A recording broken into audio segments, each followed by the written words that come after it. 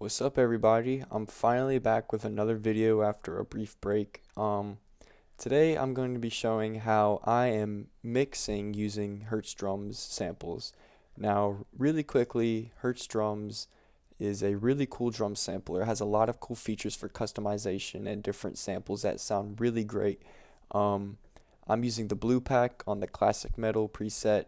But there are a lot of cool customizations that you can do. As you can see, there's different mic options, the trim, you can change the pitch, how much DI, overhead, sub, etc. you want in the mics, and then how much room and reverb you want, and you can balance that out. And you can change that for each individual sample, which is really cool.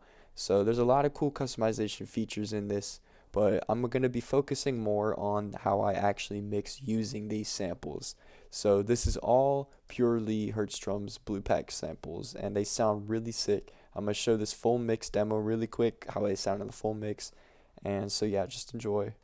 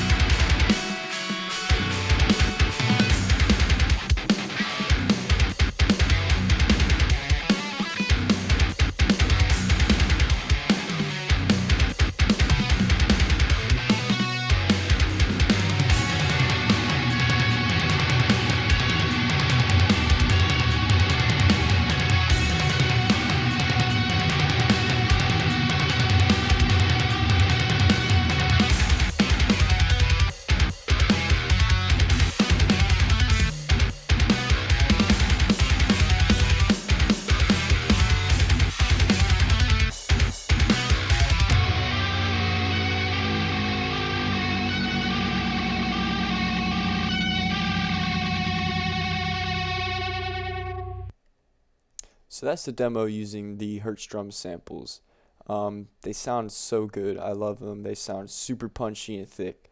Really good for metal. So here's each individual drum.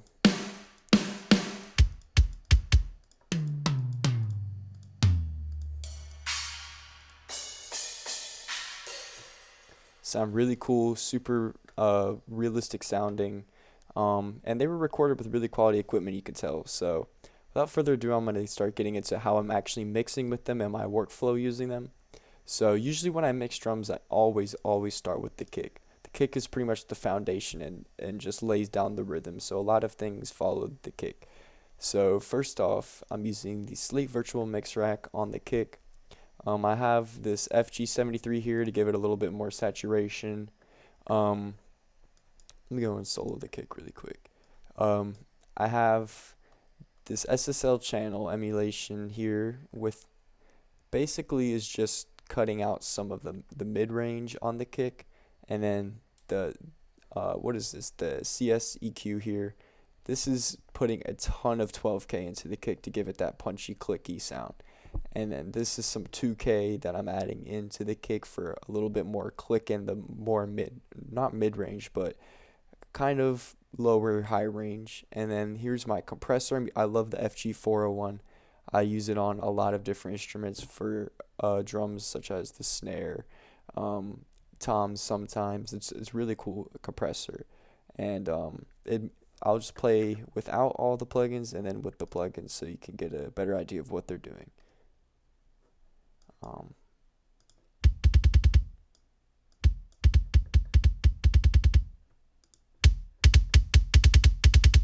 So it's a pretty easy thing to be able to hear the difference that this Slate Digital Mix Rack is doing. Next up, I have a multi-band compressor, which is aimed at 60 hertz, just to keep the low end from piling up from this kick, because this kick in particular sounds really good, but there's a lot of low sub information in it, which I don't want to muddy up the mix. So as you can see, just kind of taming that low sub information also helps with guitars and bass especially. And then I have an EQ notch here at 93, which is exactly the frequency that my bass guitar is peaking at. So it's notching out that in the kick to make the bass guitar cut through in that frequency a little bit easier. So that's pretty much the snare. And now I'm going to move on to the kick. And now I'm going to move on to the snare. And I really like this snare because I was able to customize how much room I wanted in it. I have a ton of room. I love really roomy drums, especially the snare. So I used the FG73 again for some saturation going in, and then I added a ton of high end with the FGS. I cut out some of the mid range here, about 555, and boosted the frequency that the snare hits at, the actual thud and impact of it. So that'll make it more punchier, and then you can see I have the compressor here, the FG401 again. So we'll hear how that sounds.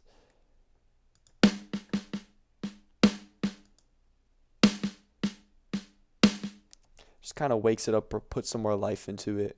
And then I have the clipper here, and I'm just clipping it.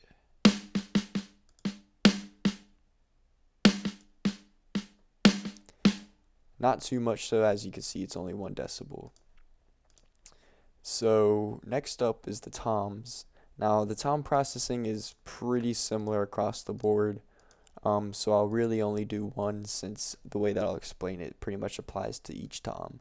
So for this section here, there's a lot of toms. The toms really sound good. I love the samples.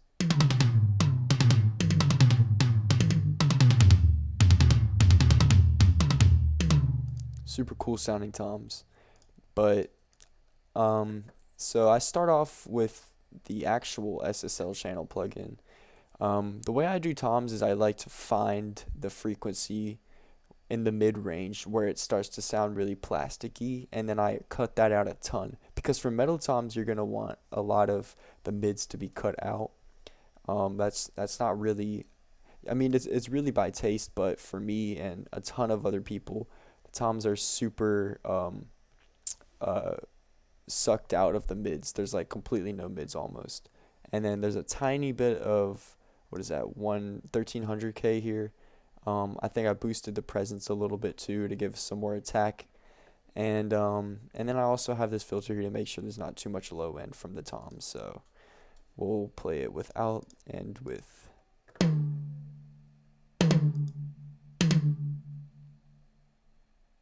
So that basically just shapes the frequencies of the tom. And then here I have a little bit more. This was really just subjective to this specific high tom. So this doesn't apply to the other toms, but this was just taking out some 4K and then a little bit more of the upper mid range. So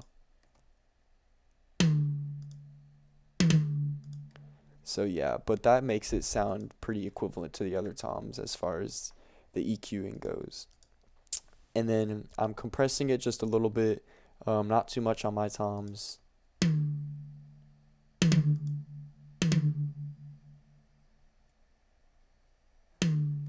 So I don't even know if that's hitting -3 gain reduction, but yeah, that's pretty much every tom that I do. You know, the settings are super similar, just very slightly differing in the frequencies depending on the tom. But so after toms, I like to go to my cymbals. So hi-hat here I actually left pretty dry. I don't even think I compressed it. I just took some mid-range out, some of this harsh frequency here I heard, and then boosted a bunch of the high end. So with and without. Oops.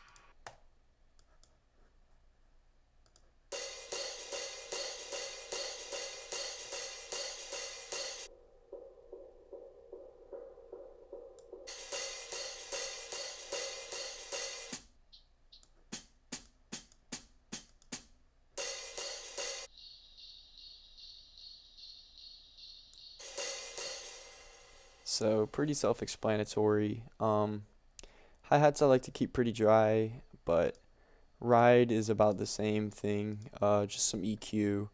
Took a ton of the mid-range out because this particular ride had a ton of mid-range I didn't like, and I boosted a bunch of the high. So with and without, I'm gonna have to find a actual ride hit. There's without and with. So just kind of cleans it up a lot. Didn't like any of that boxy, honky mid-range sound. So here I have the overheads.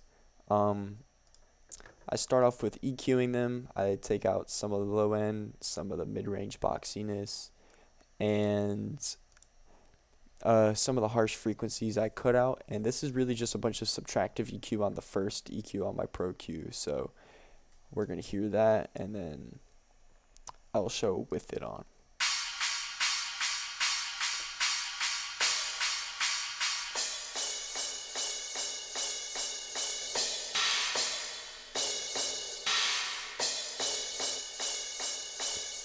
Well, I actually did it backwards on accident, but you can hear what the EQ is doing.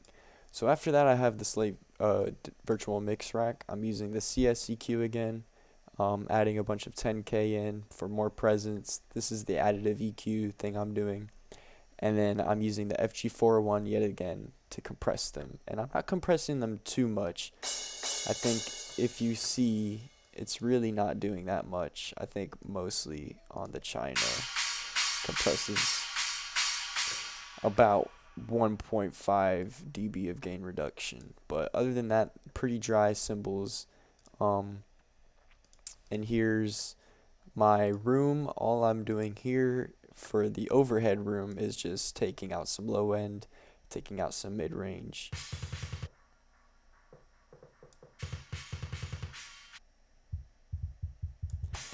And this is also an important high pass filter because I'm taking out a lot of that low end thud that I didn't want in my overhead room. I keep that pretty dry. And then for the actual snare room, well, not particularly snare room, but mostly has the snare in it because I have the snare cranked up so high in the room. So I start off here with some EQ, taking out some low end, mainly from the kick. And then right here, particularly some mid-range I got out. And then I boosted some of the presence because I wanted it to pop out some more in the mix, which is important for EQing while in full context of the mix. I've mentioned this before. I would not have had this little boost here at 8K if I didn't replay it in the mix and hear, okay, so the room's actually a little bit buried. Let me boost this up, and that completely fixed it. So I'm going to show the EQ and take it off.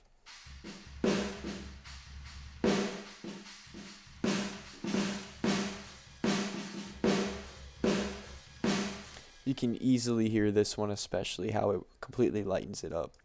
So after that, here's my absolute favorite part of mixing drums, compressing the room.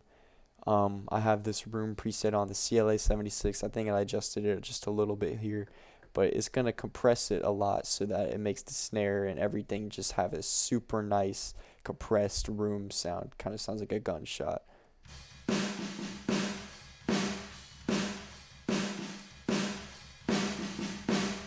And so if I actually put the snare on, you'll definitely be able to hear it.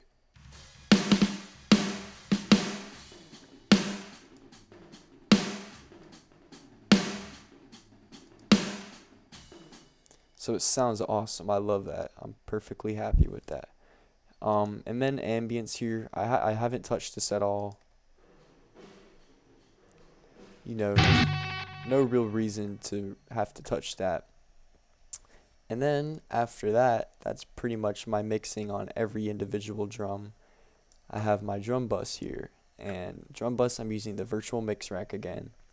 And this is a common, preset that I made for my drum buses. I like to use this LA2A here. It doesn't compress it a whole lot, honestly. I don't like my drums to sound super compressed, or at least not the bus. I love them to be compressed, but not the drum bus. This is mainly just because it makes everything sound super good. I don't know how else to put it. I'm gonna just turn these all off so that you can hear the difference that the LA2A makes. So isolate the drums here. Sorry, 1 second. Okay.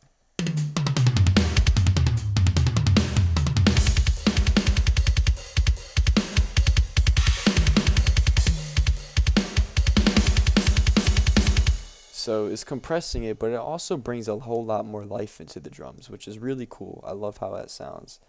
Next up, I have this EQ here. I have it revival, basically just putting a tiny bit more thickness into the drums, and then a little bit more high end, just to give us some more clarity.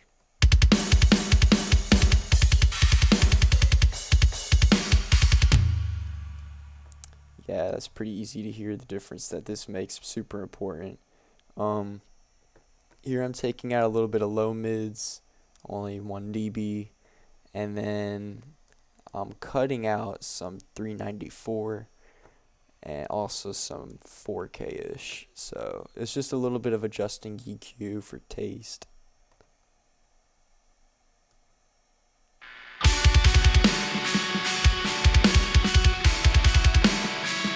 Oops.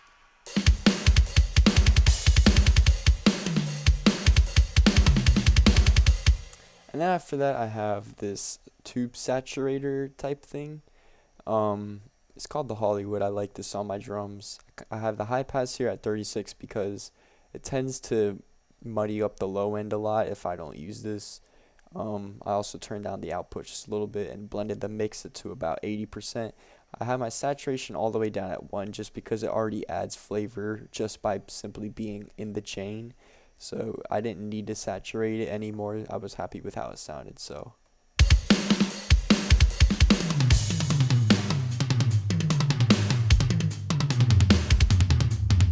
just adds a ton of color to the drums, and that's pretty much it for my drums. Hertz drums is a super cool sampler. I really recommend you guys go ahead and check this out. Lots of cool customization features, routing, everything you could ever need really for drums is in here. There's different drum samples here. If you just use, this is just the snare alone, so you have a ton of cool options to use. But that's how I mix with the Hertz drums, and I hope you guys enjoyed the video, and I'll see you guys in the next one. Thanks for watching.